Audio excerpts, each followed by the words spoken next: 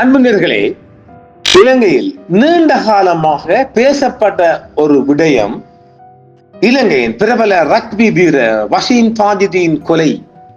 இது மஹிந்தனின் இரண்டாவது மகனால் கொல்லப்பட்டதாக பரவலாக பேசப்பட்ட ஒரு விடயம்.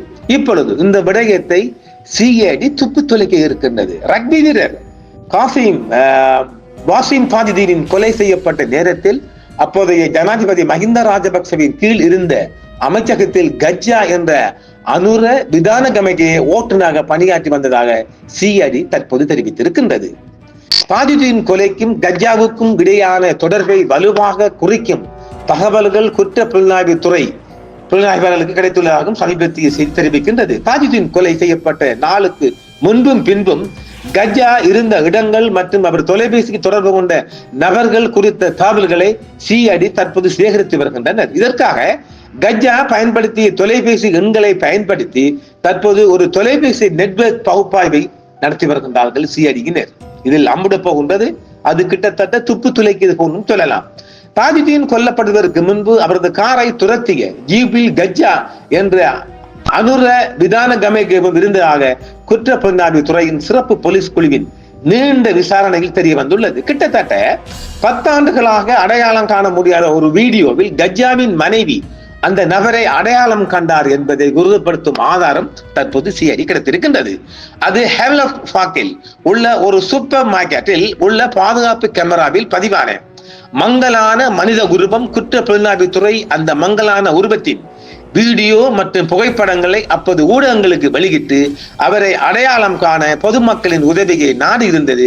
இருப்பினும் யாருமே அடையாளம் காட்ட முன்வரவில்லை. இப்போது அவரது மனைவி சமீபத்தில் சிஐடிக்கு தானாக வந்து அந்த வீடியோவில் இருப்பது தனது கணவர் என்று கூறும் வரை யாரும் அந்த வீடியோவை அடையாளம் காட்ட முன்வரவில்லை.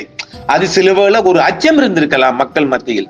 ஏனெனில் மிக பலம் பொருந்திய ஒரு ஆட்சியாளர் கூடாக நடந்த கொலையை துப்பு துளைக்க வரும்போது அவர்களுக்கு ஏதாவது ஒரு ஆபத்து வரலாம் என்றும் அவர்கள் பயந்திருக்கலாம் இல்லையா? சிஐடிக்கு ஆரம்பத்தில் இருந்தே இந்த விடயத்தில் சந்தேகம் இருந்த போதிலும் தாஜுதீன் கொலை தொடர்பாக அது விசாரணை உறுதிப்படுத்தப்பட்டவுடன் துரிதப்படுத்தப்பட்டதாக சிஐடி தெரிவிக்கின்றன. கஜ்ஜா கொலை செய்யப்பட்ட, அதாவது இந்த கொலையாளையும் மறந்துட்டான். இப்ப என்னென்று சாட்சியை தேட போறீங்க என்றால், இந்த கஜ்ஜாட தொலைபேசி மூலமாக ஏகப்பட்ட நம்பர்கள் கிடைத்திருக்கின்றது, போன் நம்பர்கள். அதன் மூலமாகத்தான் துப்பு துளைக்கப்பட்டு வருகின்றது. கிட்டத்தட்ட அது துப்பு துளங்கிட்டு கொலையாளி அடையாளம் காணப்பட்ட போன்று எடுத்துக்கொள்ளலாம். சிஐடிக்கு ஆரம்பத்தில் இருந்து இந்த விடயத்தில் மிகப்பெரிய சந்தேகம் இருந்த போதிலும் தாஜுதீன் கொலை தொடர்பான விசாரணை அது உறுதிப்படுத்தப்பட்டவுடன் துரிதப்படுத்தப்பட்டதாக சிஐடி தெரிவிக்கின்றன. கஜ்ஜா கொலை செய்யப்பட்டதன் பின்னர் பல குற்றவாளிகள் அதனை பொறுப்பேற்க தயாராக இருந்த போதிலும் அவருடன் 2 குழந்தைகளும் அங்கு கொல்லப்பட்டமையினால் அவர்கள் அதிலிருந்து பின்வாங்கி இருந்ததாக பெக்கோ சமன் வாக்குமூலம் வழங்கியுள்ளார். சிஐடி நடத்திய விசாரணையின் போதே அவன் இந்த வாக்குமூலத்தை வழங்கியுள்ளான். தமது போதைப்பொருள் வலையமைப்பை வெளிப்படுத்தியதன் காரணம், அதாவது இந்த ஓபன் ஆக்கிட்டான் பாவி காரணமாகவே தாம் கஜ்ஜாவை கொலை செய்ததாக பெக்கோ சமன் கூறியுள்ளார். தன் மீதான குற்றச்சாட்டுகள் இருந்து தம்மை காப்பாற்றிக் கொள்வதற்காகவே கஜ்ஜாவின் மனைவியின் வங்கி கணக்கில் 3.5 லட்சம் ரூபாய் பணத்தை வைப்பிலிட்டதாக பெக்கோ சமன் ஒப்புக்கொண்டுள்ளார். இதன் மூலம் கஜ்ஜாவின் குடும்ப உறுப்பினர்களுடன் தாம் உறவை ஏற்படுத்த முற்பட்டதாகவும் அவன் கூறியுள்ளான். கஜ்ஜாவின் 2 குழந்தைகளையும் தான் கொலை செய்யும் எண்ணம் தனக்கு இருக்கவில்லை என்று பெக்கோ சமன் தனது வாக்குமூலத்தில் கொடுத்திருக்கின்றான். இதனிடையே கஜ்ஜாவின் கொலை குறித்து தமக்கு எதுவும் தெரியாது என்று சம்பத் மனம்பேரி விசாரணை அதிகாரிடம் கூறியிருக்கின்றான். இது சிக்கு வருதுதான், இதுல ஒரு அங்கிட்டு இங்கிட்டு ஒரு பின்னல் வருகின்றது. பெக்கோ சமனின் அறிவுறுத்தலின் பேரில் ஒரு கொலைக்கு துப்பாக்கிகளை வழங்கியதாகவும், ஆனால் அவை கஜ்ஜாவை கொலை செய்ய வழங்கப்பட்டதா என்பது தனக்கு தெரியாது என்றும் சம்பத் மனம்பேரி கூறியுள்ளார். ஆக இந்த கொலைக்கெல்லாம், இலங்கையில் நடந்த மிகப்பெரிய கொலைக்கெல்லாம் இந்த சம்பத் மனம்பேரி தான் ஆயுதம் சப்ளை பண்ணி இருக்கின்றான். இந்த ஆயுதங்கள் எங்கிருந்து வந்தது என்றால் அவைகள் எல்லாமே ராணுவத்துக்குள்ள இருந்தால் வந்திருக்குது. கஜ்ஜா கொல்லப்பட்ட காலகட்டத்தில் சம்பத் மனம்பேரியின் தொலைபேசி தரவுகளை பெற்றுக் கொள்வதற்கும் சிஐடி இப்போது ஒரு முயற்சி எடுத்து வருகின்றார்கள். எவ்வாறாயினும் கஜ்ஜா கொலையில் இதுவரை எந்த அரசியல்வாதியும் ஈடுபட்டமைக்கான இவ்வித ஆதாரங்களும் இல்லை என்றும் சிஐடி தெரிவிக்கின்றனர். தாஜுதீனின் மரணம் குறித்து கடுமையான சந்தேகங்கள் எழுப்பப்பட்டு வருகின்றன. அவரது மரணத்துக்கு பின்னால் ராஜபக்ச குடும்பத்தினர் இருந்ததாக பல ஆண்டுகளாக பல்வேறு கருத்துக்கள் முன்வைக்கப்பட்டு வருகின்றன. ஆனால் இன்னும் அது உத்தியோகபூர்வமாக அது ஆதாரமாக காட்டப்படவில்லை. இந்த விடயம் தொடர்பில் தற்போது விசாரணைகள் முறையாக நடத்தப்பட்டு வருகின்றன என்றும் பிரதி அமைச்சர் மஹிந்த ஜெயசிங்க தெரிவித்துள்ளார். பிரபல ரக்பி வீரர் வஷீம் தாஜுதீன் இறந்த வாகனத்தின் பின்னால் பயணித்த சந்தேகத்துக்கிடமான வாகனத்தில் கஜ்ஜா என்ற அருண விதானகமகே இருந்ததாக அவரது மனைவி தெரிவித்தது குறித்து கஜ்ஜாவின் மூத்த மகன் இந்துவர விதானகமகம் கருத்து வெளியிட்டிருக்கின்றார். விசாரணையுடன் தொடர்புடைய சிசிடிவி காட்சிகளை கஜ்ஜாவின் சகோதரர்கள் மற்றும் சகோதரியிடம் காட்டி அந்த காணொலியில் இருப்பவர் தமது தந்தை தானா என அவர்களிடம் ஏன் போலீசார் கேட்கவில்லை என்று அவருடைய கஜ்ஜாட மகன் இந்துவர விதானகையும் ஒரு கேள்வியாக கேட்டிருக்கின்றார். வித்தனியாவில் சமீபத்தில் கொலை செய்யப்பட்ட கஜ்ஜா என்ற அருண விதானகமகே 2012ஆம் ஆண்டு ரக்பி வீரர் வஷீம் தாஜுதீனின் இறந்த வாகனத்தின் பின்னால் பயணித்த சந்தேகத்துக்கிடமான வாகனத்தில் இருந்தமையை அவரது மனைவி உறுதிப்படுத்தி இருப்பதாக போலீஸ் தரப்பால் சொல்லப்படுகின்றது. இந்நிலையில் கஜ்ஜாவின் மூத்த மகன் இந்துவர விதானகமகவும் இந்த சம்பவம் தொடர்பாக கருத்து வெளியிட்டிருந்தார். எனது தனது தந்தைக்கும் இந்த கொலை சம்பவத்தின் எந்தவித தொடர்பும் கிடையாது என்றும் வஷீம் தாஜுதீனின் மரணம் நிகழ்ந்த 2012ஆம் ஆண்டில் தனது தந்தை பேருந்து நடத்தினராக பஸ் கான்டாக்ட் இருந்தார் சொல்கின்றார். அது பொய்யான தகவலா பின்னுக்கு பார்ப்போம். எனவே அந்த கொலையுடன் அவர் தொடர்பு பட்டிருக்க முடியாது. இதேவேளை தமது தந்தை கொலை செய்யப்பட்டவுடன் பின்னர் தமது தாயாரின் வங்கி கணக்கிற்கு ஒரு தொகை பணம் வைப்பிட்டதாகவும் சொல்லி இருக்கின்றார். அது தொடர்பில் தமது தாயிடம் வினவிய போதே பெக்கோ சமன் என்பவரால் அந்த பணம் வழங்கப்பட்டதை தாம் அறிந்து கொண்டதாக அவர் தெரிவித்துள்ளார். எனவே இந்த சம்பவம் தொடர்பில் உரிய வகையில் விசாரணை வேண்டும் எனவும் கஜ்ஜாவின் மூத்த மகன் ஒரு கோரிக்கை விடுத்திருக்கின்றார் போலீஸ் தரப்பிலிருந்து. இதன்படி ரக்பி வீரர் வஷீம் தாஜுதீனை கொலை செய்ய வந்த குழுவில்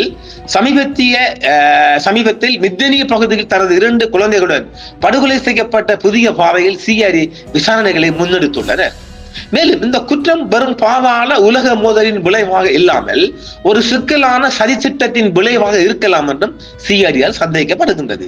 கஜ்ஜாவிற்கும் பெக்கோ சமனுக்கும் இடையிலான மோதலுக்கு காரணம் 40 கிலோகிராம் ஹெரோயின் எம்பிலிபிட்டிய போலீசாரால் பறிமுதல் செய்யப்பட்டதும் அதில் இருந்து கஜ்ஜா 2 கிலோகிராமை திருடியதாகவும் சொல்லப்படுகின்றது. எனினும் குறித்த கொலைக்கு துப்பாக்கி சூடு நடத்தியதற்கு பணம் வழங்கப்படவில்லை என்பதும் தெரிய வருகிறது.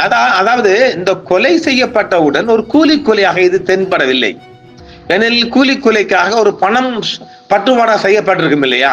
எந்த பணமும் இந்த கொலைக்கு பட்டுவாடா செய்யப்படவே இல்லை என்றால் உண்மையிலே அரசாங்கம் இந்த வஷீம் தாஜுதீன் கொலையை நெருங்கிக் கொண்டிருக்கின்றது என்பதை அறிந்த ஒரு கூட்டம் இந்த கஜ்ஜாவை கொண்டிருக்கலாம் என்று சிஐடி தரப்பால் சந்தேகப்படுகின்ற அதாவது ஒரு முழுமையான சாட்சியை வஷீம் தாஜுதீன் கொலையில் ஒரு நிலையான அல்லது ஒரு ஐவிட்னஸ், அது நாம் எப்படி எடுக்கலாம், கண்கண்ட சாட்சி அல்லது விட்னஸ் இரண்டுக்கும் பொருந்தும். அப்படியான ஒரு சாட்சியை அளித்திருக்கலாமா என்ற கோணத்திலும் சிஐடி இப்போது பார்க்கிறது. எனது பார்வையிலும் இந்த கஜ்ஜா என்பவர் தாஜுதீன் கொலையுடன் சம்பந்தப்பட்டவர் என்பதால் இந்த கொலைக்கான சாட்சியாக உயிருடன் இருப்பதால் அவர் கொல்லப்பட்டிருக்கலாம் என்பதே எனது விவாதம். எனினும் குறித்த கொலைக்கு துப்பாக்கி நடத்தியவர்களுக்கு பணம் கொடுக்கலையாம். அதுதான் இந்த நோட்ட பாயிண்டா வருகின்றது.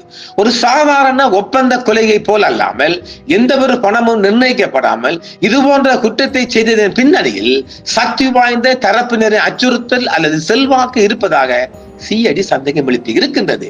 இதன்படி கொலை நடந்த நேரத்தில் கஜ்ஜா தனது 2 குழந்தைகளை சுமந்து சென்றதாகவும் பெக்கோ சமனால் சுட உத்தரவிடப்பட்டதாகவும் விசாரணைகள் தெரிய வந்திருக்கின்றது.